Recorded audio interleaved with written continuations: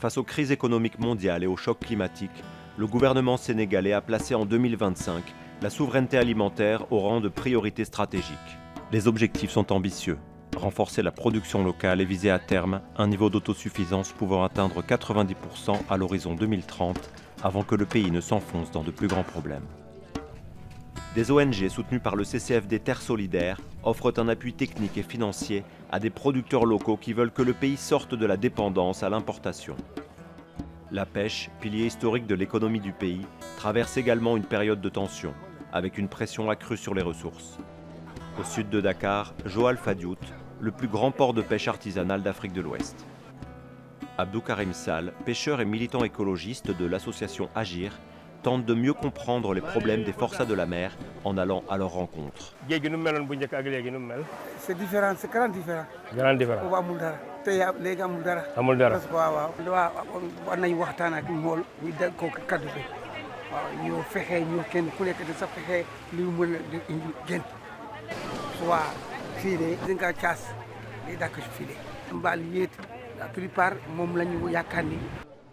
Karim veut éveiller les consciences par le dialogue. La raréfaction de la ressource halieutique pousse les pêcheurs artisanaux à la concurrence déloyale, sans limite, ce qui accélère la destruction en cours. Il sensibilise les pêcheurs artisanaux au cycle de reproduction des espèces et souhaite une union contre les chalutiers européens et asiatiques qui captent près du quart de la ressource. Il n'y a plus assez de poissons parce qu'on a tellement pêché nos ressources, surtout avec les bateaux étrangers, qui sont des bateaux européens ou asiatiques. Ce poisson va en Europe ou en Asie. Plusieurs associations se battent pour faire le plaidoyer pour que les bateaux quittent de 6 000 pour aller à 12 000. Des associations de pêcheurs comme Agir se regroupent pour porter le poids de leurs revendications devant la porte du gouvernement. Interdire l'accès à la côte aux chalutiers étrangers à moins de 12 000 nautiques, soit environ 22 km. Mais face à la pénurie de poissons, l'association soutient également la diversification des ressources en protéines. Karim expérimente l'ostréiculture. L'objectif est de multiplier le secteur par 5 d'ici à 2032. On va essayer de faire des parcs à huîtres pour diminuer aussi le taux de chômage et aussi assurer la sécurité alimentaire des populations.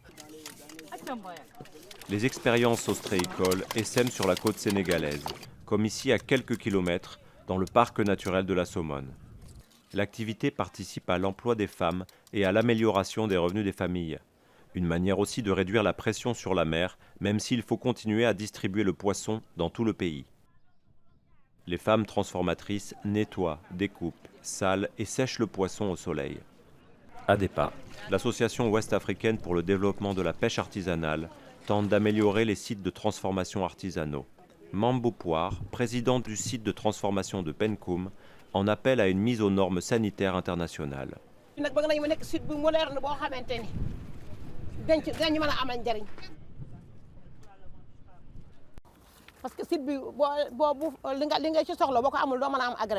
bacs de fermentation en ciment sont peu à peu remplacés par des bacs en plastique, plus faciles à désinfecter. Le rêve de ces femmes serait d'exporter une partie du poisson transformé pour améliorer les revenus et pallier la diminution des quantités pêchées, comme en témoigne Diaba Diop, la secrétaire générale du site de transformation.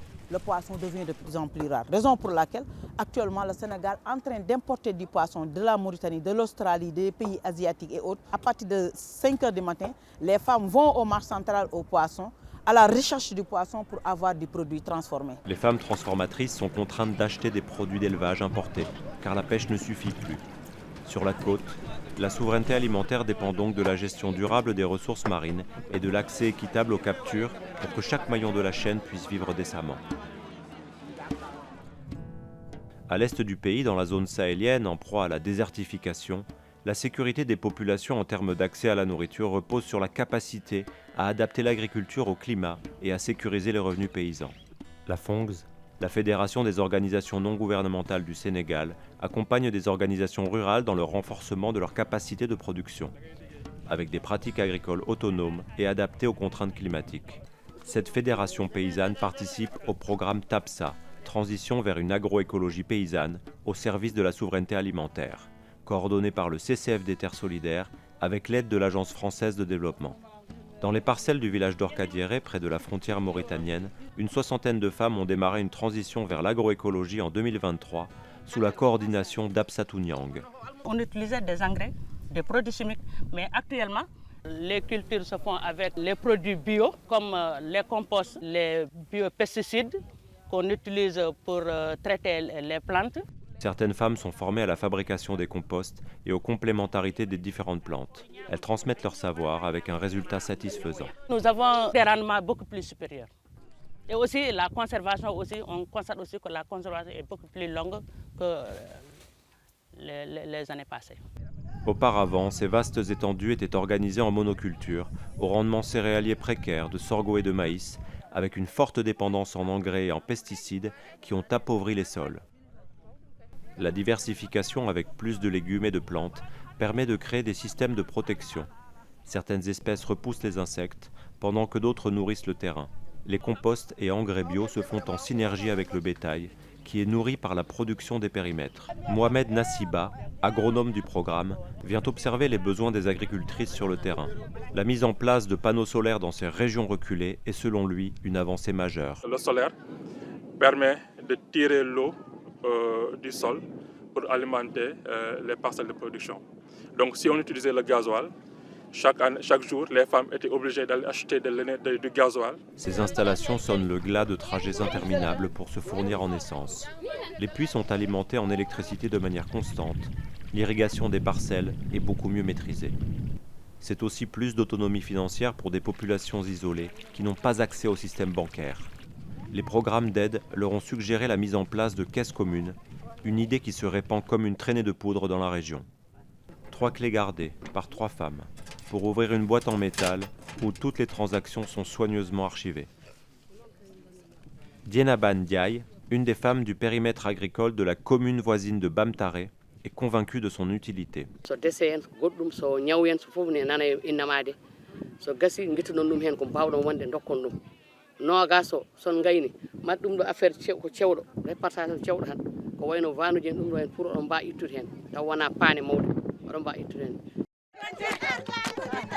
Produire, économiser, décider ensemble, l'autonomie prend racine, une fierté qui se goûte aussi dans l'assiette. Dans l'assiette, il n'y a que 2 choses qui sont importées, tout le reste c'est local. Ça motive de fierté, on va faire le tout pour avoir tout ce qui est dans l'assiette, que ce soit produit ici. La souveraineté alimentaire s'enracine dans les villages sahéliens.